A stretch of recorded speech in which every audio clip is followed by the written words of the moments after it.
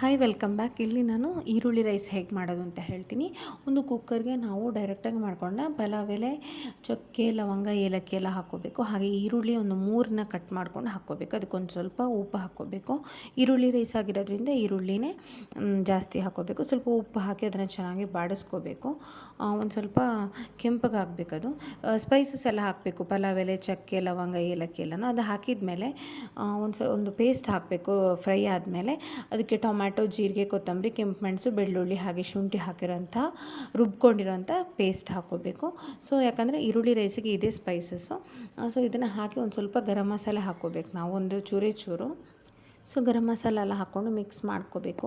ನಮಗೆ tomato paste ಸ್ವಲ್ಪ ಅಂದರೆ ಎಣ್ಣೆ ಬಿಡಬೇಕು. ಅದಾದಮೇಲೆ ನಾವು ಅದಕ್ಕೆ ಒಂದು ಸ್ವಲ್ಪ ಅಕ್ಕಿ ಹಾಕ್ಕೊಂಡು ನಮ್ಮ ಮನೇಲಿ ಎಷ್ಟು ಜನಕ್ಕೆ ಬೇಕಾಗುತ್ತೆ ಅಷ್ಟು 1.5 ಕಪ್ಪಿಗೆ ಒಂದು ಡಬಲ್ ವಾಟರ್ ನೀರು ಹಾಕ್ಕೊಂಡು ನಾವು ಅದಕ್ಕೆ ಉಪ್ಪು ಬೇಕಿದ್ದಲ್ಲಿ ನೋಡಿಕೊಂಡು ಸೇರಿಸ್ಕೊಂಡು ಅದನ್ನು ಒಂದು 2 ಅಥವಾ 3 ವಿಷಲ್ ಕೂಗಿಸ್ಕೋಬೇಕು ನಮ್ಮ ಇದು ಹೊಂದ್ಕೊಂಡು.